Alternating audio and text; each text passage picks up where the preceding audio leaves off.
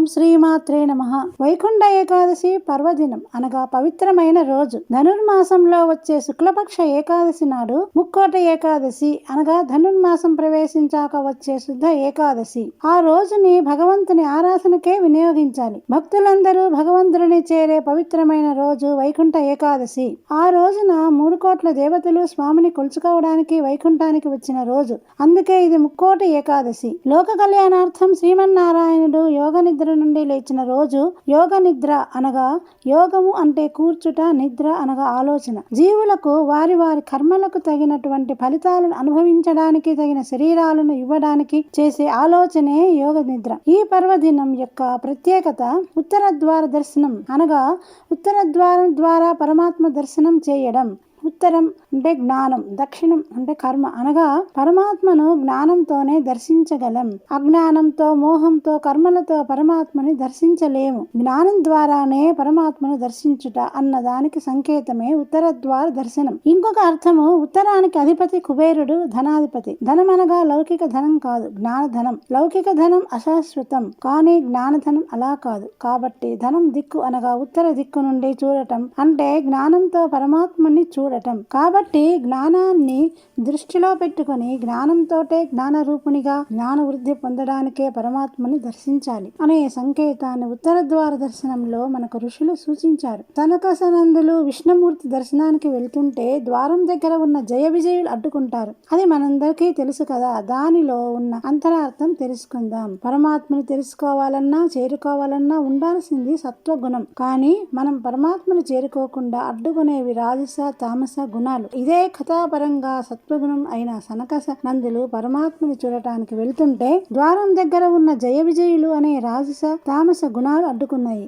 వారిని భూమి మీద పడమని అనడం అంటే వాటిని దూరంగా వదిలించుకునేసరికి పరమాత్మ లేచి బయటికి వచ్చి సనకసనందులకు దర్శనం ఇచ్చాడు. మనలో కూడా రాజస, తామసములు అడ్డుకుంటూ ఉంటాయి. వాటిని పక్కకు తోసి సత్వగుణంతో ప్రార్థన చేస్తే పరమాత్మ తనంతట తానే వచ్చి తప్పక దర్శనం ఇస్తాడు. రజోగుణాన్ని వదిలి సత్వగుణంతో వెళ్తే ద్వారం తెరుచుకుంటుంది. ఆ ద్వారమే ఉత్తర ద్వారం. అది తెరుచుకున్న పర్వమే వైకుంఠ ఏకాదశి. అన్నింటికన్నా గొప్పది భగవద్ దర్శనం. దేని ద్వారా మనం భగవంతుని చేరుకుంటామో అది ద్వారం అనగా జ్ఞానం, భక్తి. అదే ఉత్తరం. పరమాత్మను చూడాలంటే భక్తి, జ్ఞానం అనే తలుపులు తెరుచుకోవాలి.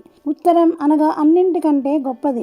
సాధారణంగా ఈ సమయంలో బయట వాతావరణం చాలా చలిగా ఉంటుంది. ఈ సమయంలోనే సూర్య భగవానుడు ఉత్తరాయణంలోకి ప్రవేశిస్తాడు. సూర్యకిరణాల్లో దేవతా శక్తులు ఉంటాయి. ఉత్తరాయణంలో మనకి కిరణ శక్తి బాగా లభిస్తుంది. వైకుంఠంలో ఉన్న నారాయణుడే మనకు సూర్యనారాయణుడిగా కనబడతాడు. మనకు ప్రత్యక్షంగా కనిపిస్తున్న సూర్యుని ద్వారా వైకుంఠంలో ఉన్న విష్ణువుని భావించవచ్చు. వైకుంఠంలోని విష్ణువు మనకు కనబడట్లేదు, కానీ కనిపిస్తున్న ఈ సూర్య భగవానుడిని నేనే అంటూ ఆయనే చెప్పాడు. గీతలో స్వామి సూర్యునిలోని కాంతిని నేనే అన్నాడుగా. అందుకే మన పెద్దలు మనకు సూర్యనారాయణుడు అనే మాట అలవాటు చేశారు.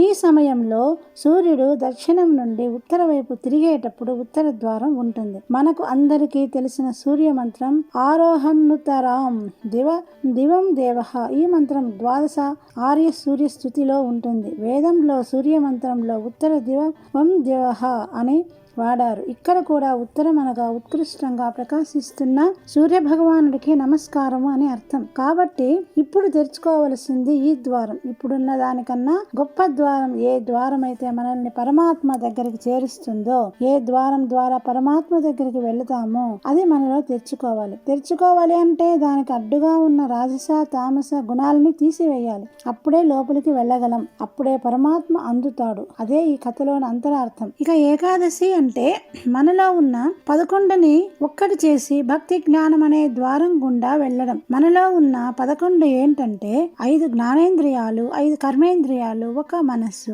ఈ 11ని ఒక్కటి చేయడమే నిజమైన ఏకాదశి. అలా ఎలా చెయ్యాలి అని మనకు అనిపించవచ్చు. క్షణర్చించు కరములు కరములు శ్రీనాథు వర్ణించు జిహ్వ జిహ్వ అంటూ ఈ 11 ఒక్క శరీరంలోనే ఉన్నాయి. వీటన్నింటితో భగవంతుని అనుభవం పొందడమే అసలైన ఏకాదశి. 11 ఆయన దగ్గర పెట్టి 12వదైన ద్వాదశి దగ్గరికి వెళ్తున్నాం. ఏకాదశి వ్రతం చేసేది ద్వాదశి కోసమే. ద్వాదశి తిథికి అధిపతి విష్ణువు, ఏకాదశికి అధిపతి యముడు. అనగా ఏకాదశి నాడు ఉపవాస దీక్షతో మనసుని శరీరాన్ని తపింపచేయడం వలన యముడు పెట్టే బాధలు లేవు, జీవుడు శుద్ధమవుతాడు. అప్పుడు తిండి కోసం ఆలోచించకుండా విష్ణువు గురించే ఆలోచిస్తాడు. 11 ఇంద్రియాలు ఆయన దగ్గర ఉంచడం వలన ఆయన మనల్ని 12వ వాడిగా తనలోకి తీసుకుంటాడు. అదే ద్వాదశి పారణ. ద్వాదశి విష్ణువుకు చాలా ప్రధానం. ఏకాదశి ఉపవాసం ద్వాదశి పూజకు అర్హత ఇస్తుంది. అలా ఇంద్రియాలు మనస్సును శుద్ధం చేసుకుని భక్తి జ్ఞానం అనే ద్వారం గుండా పరమాత్మ దర్శనం చేద్దాం, తరిద్దాం. అదే ఉత్తర ద్వార దర్శనం యొక్క ప్రాముఖ్యత. ఓం నమో నారాయణాయ. ఈ వీడియో మీకు నచ్చితే లైక్ చేయండి మరియు ఇతరులతో పంచుకోండి. ఇలాంటి ఆధ్యాత్మిక విషయాల కోసం యజ్ఞోపవీతం ఛానల్కు సబ్స్క్రైబ్ చేయండి. ధన్యవాదాలు. జై జై శంకర, హర హర శంకర.